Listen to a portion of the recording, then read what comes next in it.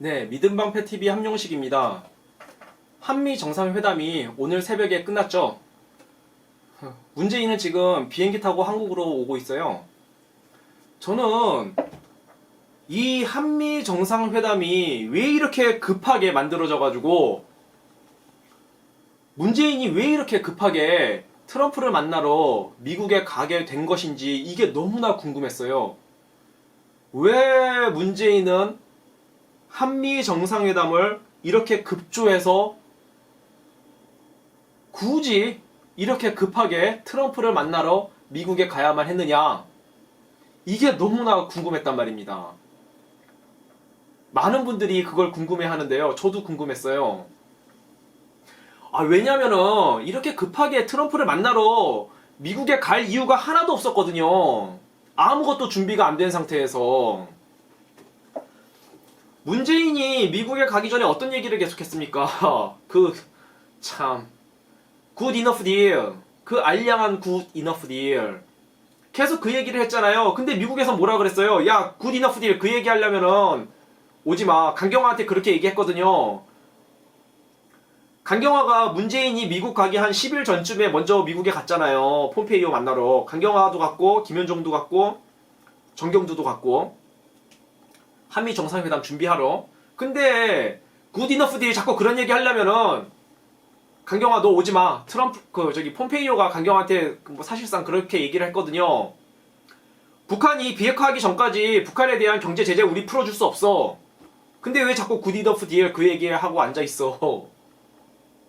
자, 폼페이오가 강경화한테 뭐라 그랬습니까? 강경화가 미국에 오니까 한국은 이제 우리 미국의 인도태평양 전략에 같이 참여해라.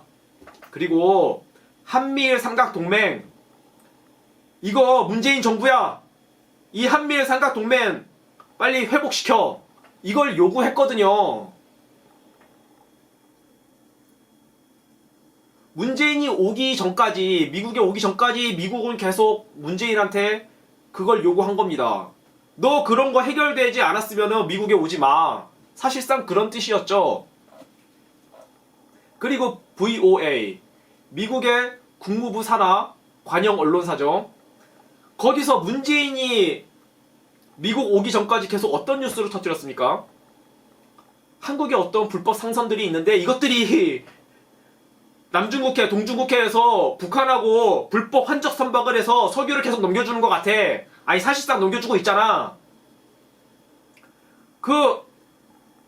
만약에 문재인 정부 너네가 관련돼 있으면은 세컨더리 보이콧 때릴 거야. 이 뉴스를 계속 VOA가 터뜨리지 않았습니까? 터뜨리지 않았습니까? 문재인이 미국 오기 전까지, 그 직전까지. 근데 너 계속 굿 이너프 딜 그 얘기나 하고 앉아있냐? 그거거든요. 이런 게 하나도 해결이 안 됐는데 왜 미국에 그렇게 급하게 갔는지 문재인은 그게 저는 너무나 이해가 안 됐어요. 게다가 문재인이 미국으로 가기 하루 전에 어떤 뉴스가 나왔습니까? 야, 문재인 너 오면은 나 트럼프 나를 만날 수 있는 게 아니라 먼저 너는 폼페이오하고 볼턴부터 만나. 이 두 사람하고 먼저 상담을 해. 그 다음에 펜스 만나서 상담 받아. 그 다음에 나를 만나러 와. 이런 식으로 정상회담이 진행될 거라는 뉴스가 나왔어요. 게다가 폼페이오 트럼프가 나는 멜라니아 데리고 올 테니까 너는 김정숙이 데리고 와. 야, 그렇게 부부 동반 정상회담 하는 거야.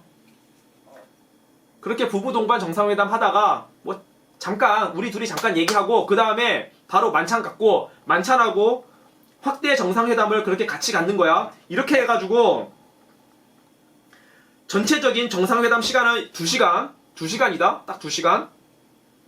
2시간 동안 부부 동반 정상회담, 막간의 단독 정상회담, 그리고 확대 정상회담을 곁들인 만찬회.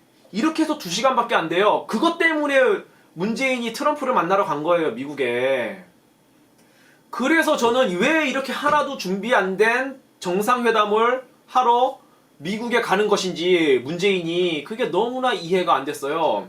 원래는 그래서 한 5일 전쯤에 제가 이 한미 정상회담이 왜 열리는 것이냐 그 부분에 대한 논평을 하려고 방송을 준비했었는데 이게 너무 이해가 안 되는 거예요.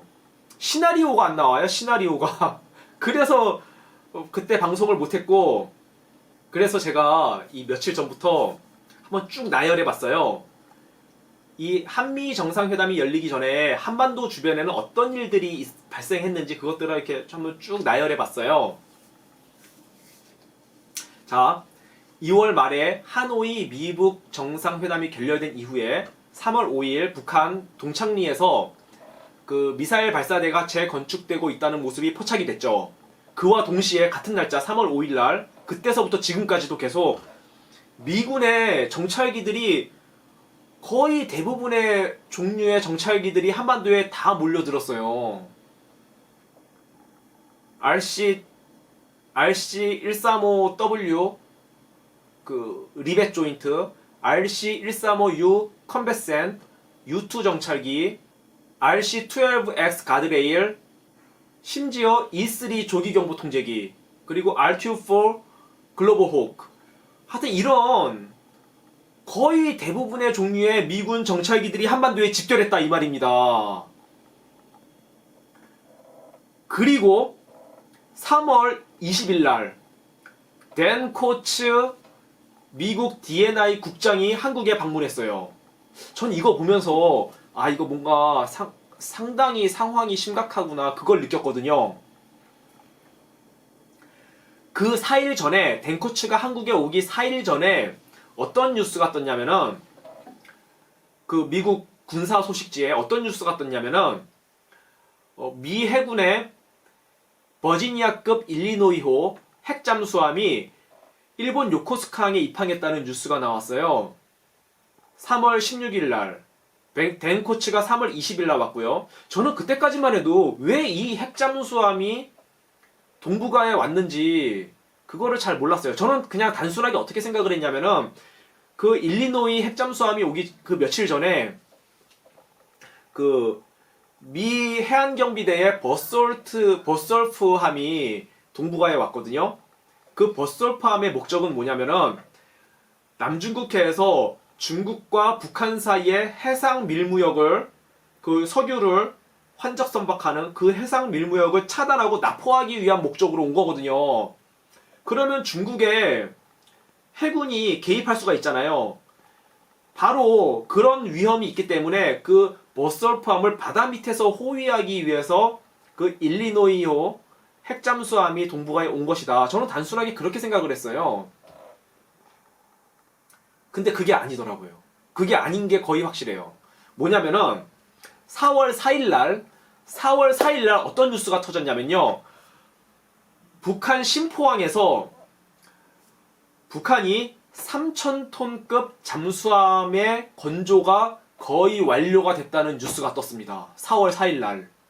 저는 그 뉴스를 보면서 3월 16일 날 일본 요코스카항에 들어왔던 버지니아급 일리노이 잠수함 그게 온 이유는 그 북한의 3,000톤급 잠수함의 건조 상태 그게 전력화 상태가 어느 단계 수준에 와 있는지 그거를 점검하려 최종 점검하려 그거를 정찰로 들어가서 그 신포항 그 주변까지 몰래 들어가서 그 북한의 3,000톤급 잠수함의 전력화 수준이 어디까지 와 있는지 확인해 보러 온 것이구나. 그래서 3월 16일 날 그 일리노이호 핵잠수함이 온 것이구나. 그 느낌이 딱 온 겁니다. 자, 3,000톤급 잠수함이 북한이 그거를 전력화를 하게 되면은 이거는 굉장히 심각한 일이에요. 북한에 대한 대북 군사 옵션이 완전히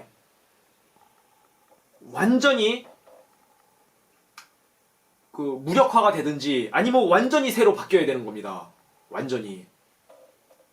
자, 그동안 미군은 뭘 준비했냐면은 스텔스기를 준비했죠. 왜 스텔스기를 준비했냐? 북한 상공에 김정은이 모르게 기습으로 침투해서 북한 영토에 있는 땅 위에 올라와 있는 영토에 있는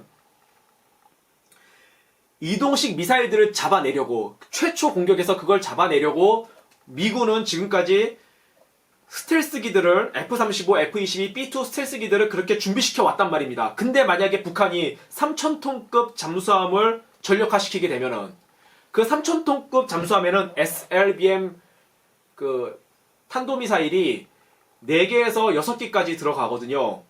자, 그 잠수함이 만약에 한반도 남해 쪽으로 와가지고 가령 예를 들어서 제주도 그 부근에서 한국을 향해 탄도미사일 SLBM을 쏘게 되면은 막을 수가 없어요. 사드나 팩3 요격미사일은 북쪽을 지향해 있단 말입니다. 레이더가. 남쪽은 감지를 못해요. 탐지를 못해요. 그러면은 사드하고 팩3는 무력화되는 거예요. 아무 쓸모가 없게 되는 거예요. 유일하게 한반도의 남쪽이나 한반도의 남쪽에서 남쪽 바다 밑에서 쏘는 SLBM을 탐지해서 막을 수 있는 요격 체계는 유일하게 SM3밖에 없어요. 근데 그 SM3는 한국은 보유하고 있지도 않아요. 미국 해군하고 일본 해군만 지금 보유하고 있어요. 이지스함에. 한국도 이지스함이 있기 때문에 빨리 그걸 들여와서 배치시켜 놔야 되는데 하여튼 지금 이 문재인 정부 이제 참 문제가 많고 이 국군도 문제가 많고요. 어쨌든 얘기가 너무 길어지니까. 자, 우리나라는 갖고 있지도 않고 SM3를 미국하고 일본에 의지할 수밖에 없고 그 더 큰 문제는 뭐냐면은 탄도미사일이 발사되면은 다층 방어를 해야 된단 말입니다. 가장 꼭대기에서 SM3가 한번 막아주는데 만약에 이거를 못 막고 미사일이 계속 내려오면은 그 중간에서는 사드가 막아주고 이것도 못 막고 미사일이 계속 내려오면은 팩3가 막아줘요. 마지막에는 이렇게 다층 방어를 해줘야 된단 말입니다. 북한이 탄도미사일을 쏠 때는. 근데 사드하고 팩3가 무력화된 상태에서 SM3만 막을 수 있다고 친다면은 북한에 대한 그 핵미사일 방어가 너무나 불안하죠.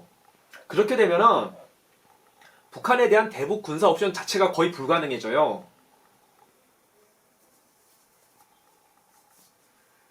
미군이 그동안 북한에 대한 대북 군사 옵션을 준비하기 위해서 그렇게 지금 F-35를 스텔스기를 준비해 오고 있는데 이 전략 자체가 완전히 무력화되거나 새로 뒤바뀌어야 된다 이겁니다.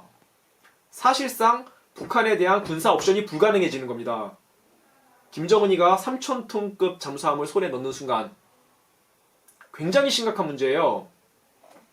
따라서 만약에 김정은이 3,000톤급 잠수함을 거의 전력화가 완료되는 시점이 왔다고 판단되는 순간 미국은 반드시 앞뒤 가리지 말고 그거 제거해야 됩니다. 그러니까 그런 여러 상황들을 파악하기 위해서 아마도 3월 16일 날 버지니아급 일리노이 핵잠수함이 동북아에 온 것 같다. 저는 이제 그렇게 생각을 해요. 그렇다면은 3월 20일 날 덴코츠가 한국에 온 이유는 이러한 급박한 상황들 때문에 한국에 온 것이고 과연 이 문재인 정부의 종북 성향은 어느 정도인가? 이 문재인 정부가 한미동맹을 생각하는 정신 상태는 어느 정도 수준인가? 이거를 최종 파악하기 위해서 온 것이 아니냐? 저 나름대로 그렇게 시나리오를 써본 겁니다. 그동안 한반도 주변에서 있었던 일들을 쭉 정리해 보면서. 그렇다면은 덴코츠가 왔다 간 이후에 문재인이 뭔가 불안하고 사태가 긴박하게 돌아가고 있다는 것을 눈치채게 됐다면은 그것 때문에 급하게 트럼프를 만나러 그 한미 정상회담을 급조한 것이 아니냐 이런 생각을 하게 된 거죠. 근데 상황을 보니까 전혀 그런 분위기가 아닌 거예요. 제가 방금까지 말씀드렸던 뭐 그런 정말 심각한 이유 때문에 문재인이 급하게 트럼프를 만나러 미국에 방문하는 것이라면은 분위기가 어때야 됩니까? 굉장히 긴박하고 진중한 분위기여야 되잖아요. 근데 전혀 그런 분위기가 아닌 거예요. 문재인은 계속 그냥 굿 이너프 딜 그 얘기나 하고 앉아있고, 미국 쪽에서는 야, 그런 얘기 하려면 오지 마. 이렇게 얘기하고 있고, 그리고 트럼프는 문재인한테 야, 우리 단독 정상회담 그거 없어. 그냥 부부 동반으로 하는 거야. 그리고 너네 저기 만찬 같이 하고 그냥 밥만 먹고 가. 아, 뭐 이런 분위기잖아요. 아, 이게 도대체 뭐냐 이거죠. 그래서 분위기가 이러니 제가 5일 전에 원래 이 한미 정상회담에 대해서 방송을 하려다가 도저히 이해가 안 돼서 그때 방송을 못했다 이겁니다. 그래서 결국 오늘 한미 정상회담이 끝난 모습을 딱 보니까 우리 모두가 다 예상했던 대로 그 아무것도 아닌 아무 의미 없는 정상회담으로 끝난 거예요.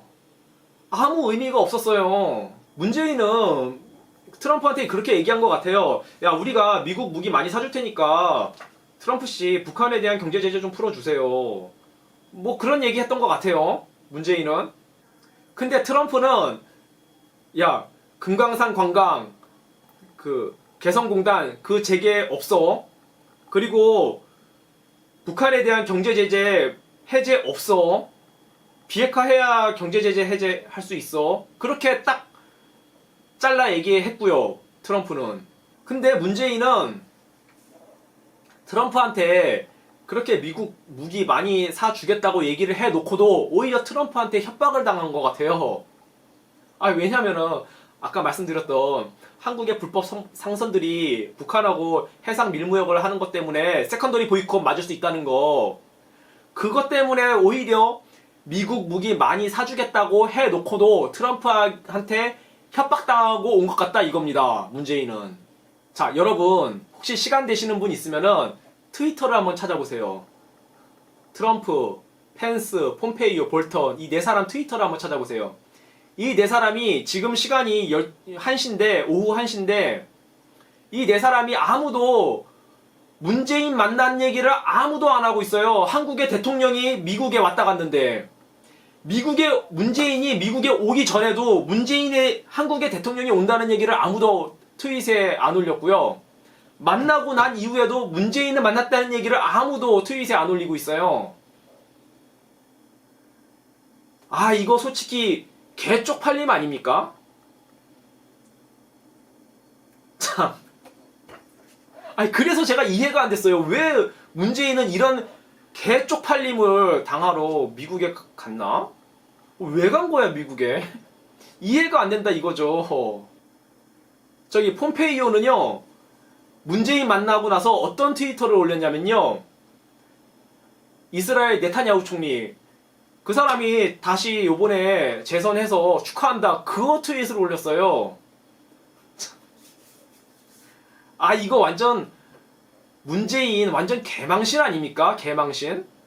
자, 일단 하나 굉장히 의미 있는 현상이 하나 나왔어요. 이번 미국 정상회담에서. 그래도 뭐냐면요, 폼페이오도 그렇고 트럼프도 그렇고 북한에 대한 대대적인 식량 지원을 해줄 것 같습니다.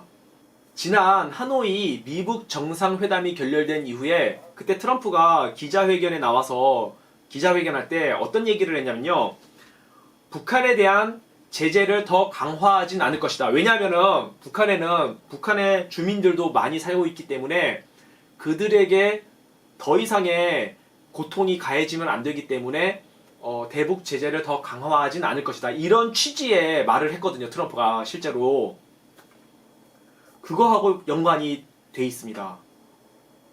트럼프하고 폼페이오는 어디지? WF 세계 식량 기구 하여튼 WFP인가 하여튼 그런 있는데요. 거기 사무총장하고 만나서 북한에 대한 식량 지원 계획을 논의했다 그러고요. 그리고 트럼프도 오늘 새벽에 한미 정상회담 들어가기 전에 기자회견에서 그 얘기를 했어요. 북한에 대한 식량 지원할 거라고. 자, 이거 굉장히 중요합니다. 굉장히 중요해요. 자, 이거 무슨 뜻이냐면요, 트럼프는 이게 무슨 뜻이냐, 김정은과 평양 권력층에 대한 돈줄은 막아버리겠다. 대신에 북한 백성들에 대한 식량 지원은 해주겠다. 이런 뜻입니다. 이거 아주 괜찮은 전략입니다. 북한에 식량 지원해줘야죠. 북한이 작년에 가뭄이 너무 심해가지고 곡식이 100만 톤 가량이 부족하다 그래요. 이렇게 되면 올 여름에 최악의 위기가 닥쳐오는데 90년대 중반에 있었던 그 대량 아사 위기가 또다시 올 수 있다는 거예요. 일단 북한 주민들이 살아야죠. 북한 백성들이 살아야죠.